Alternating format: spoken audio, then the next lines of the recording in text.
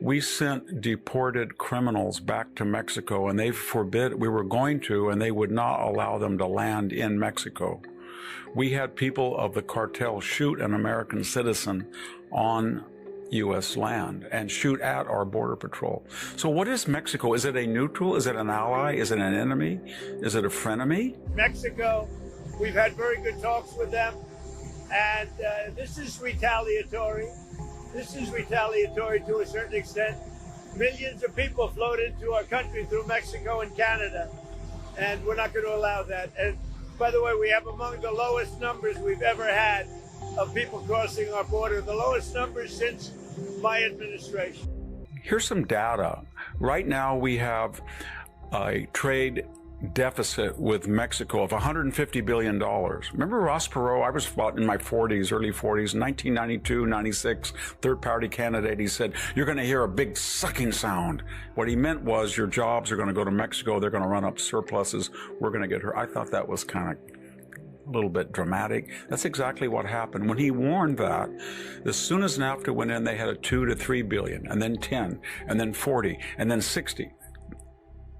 The deficit with Mexico will be about 168 billion per year now. It was in 2024. It'll be bigger.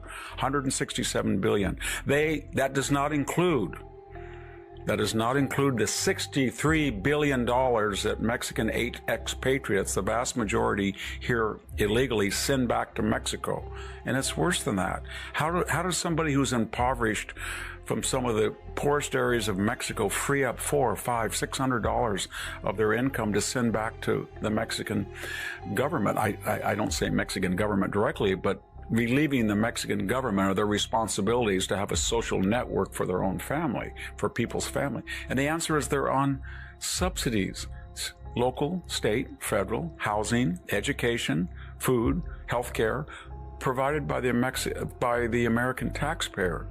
And a third thing that's very worrisome, we should all be worrisome, it's worse than that. And in addition to that, the Mexican government votes against the United States on almost every major referendum at the United Nations, especially anything to deal with the Middle East. So this is my point. They are deliberately exporting their poor, and now we had 12 million people come in, and their way of thinking, this is wonderful. We have a safety valve, so if we have internal dissension because we've exploited indigenous people, we send them to the United States. Number two, they send back $63 billion. It's our second largest source of foreign exchange, more than tourism and oil, right next to the trade surplus we get with the United States.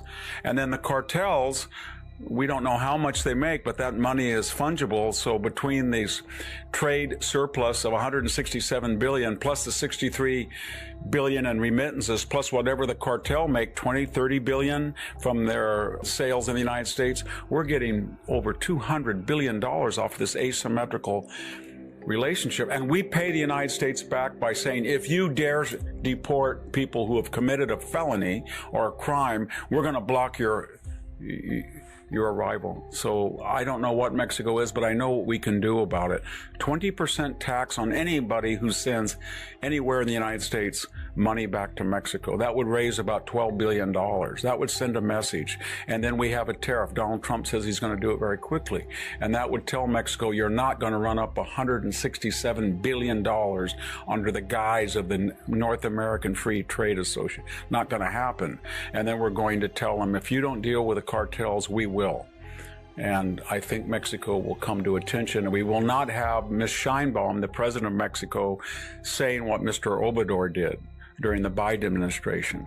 It's a beautiful thing that 40 million people have come to the United States illegally.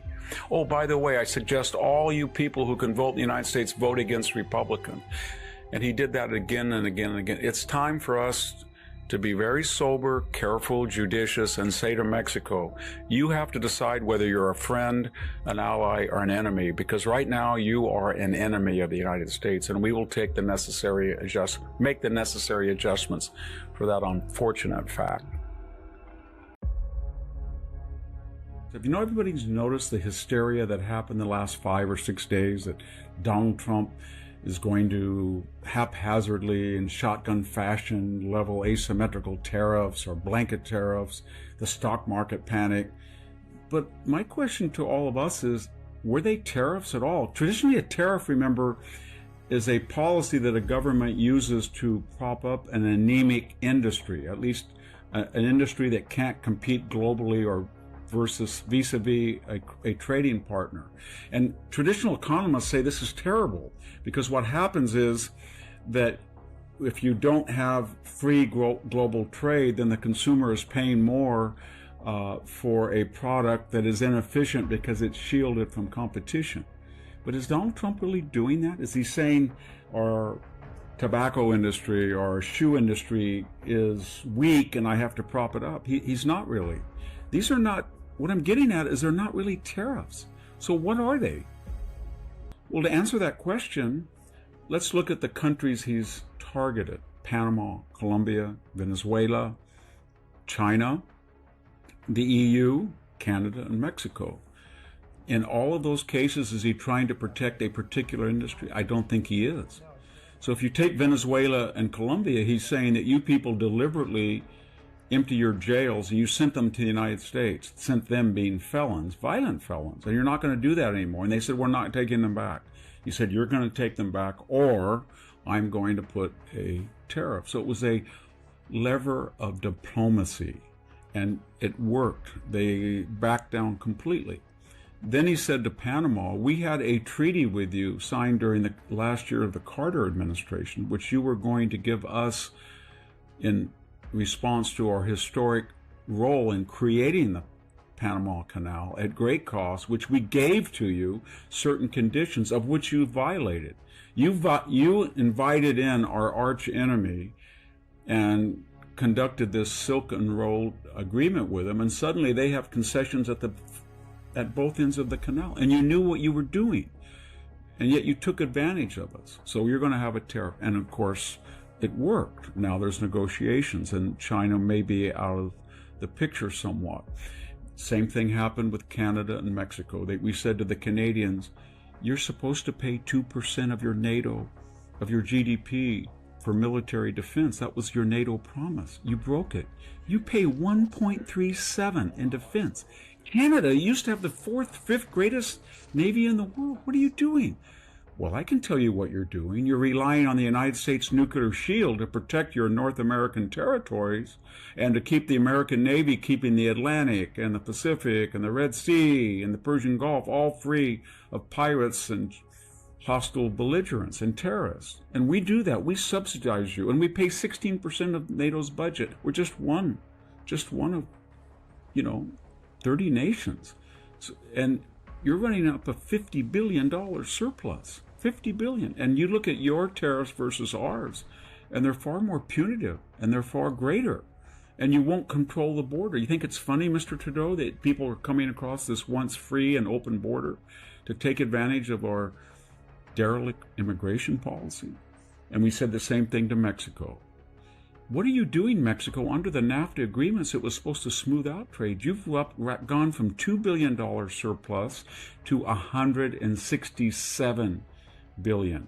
And you are a dumping ground for Chinese to get around trade policies by assembling Chinese products and other countries and then coming under the free trade agreements that we've made with you to our disadvantage. That's not the end of it. That would be enough, but you're receiving $63 billion from expatriates that send remittances, and they're being subsidized by state and local and federal government taxpayers in health, education. And that's not the end of it. You're getting $20 or $30 billion by your cartels that, in fungible terms, help your economy. You're getting over $200 billion, and what are we getting out? We're getting 75,000 dead Americans. We're getting 12 million illegal aliens in the last 4 years, and we are getting cheap Chinese assembled products dumped in our country. And we're not going to do it anymore. So he threatened them with a tariff. As far as China and the European Union, he said the Chinese, you're running $200 to $300 billion trade surpluses, and we know what you've been doing in addition. You serially steal steal American technology, you conduct cyber attacks on some of our corporations and companies, and you dump product here at below the cost of production to create market share, or you target strategic industries of ours to put them out of business, and you want us to offshore and outsource, and you've hollowed out the United States industrial belt. So all we ask is reciprocity. Whatever you do, we will do. But he's not protecting an individual industry, and he's saying the same thing to the EU. How was it, Europe, that you are now $500 billion running a $500 billion trade surplus with the United States? And yet we contribute an inordinate amount to your defense. We have an ocean between you and us. You're right on the border with some very dangerous people in Ukraine.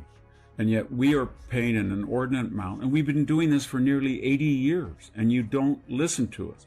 Let me just finish by saying this was not the first effort to rectify asymmetrical and unfair policies that involved illegal immigration, dumping product, huge trade surpluses, not paying your military responsibility in terms of military investments and defense expenditures. This was the last desperate move. We have tried through conferences, bilateral talks, threats, and all of these people have said, basically, if I can excuse the vernacular, heck with you, screw you. And so Donald Trump finally, in desperation, said, I have a tool called a tariff. But in conclusion, I'm not sure it was a tariff at all. It was just a diplomatic tool. And I think the Wall Street Journal and a lot of our economists need to calm down, because he's not trying to go back to the 1930s, which may have caused the Great Depression with reciprocal blanket tariff. He's trying to restore fairness and symmetry to the world in every aspect of that word.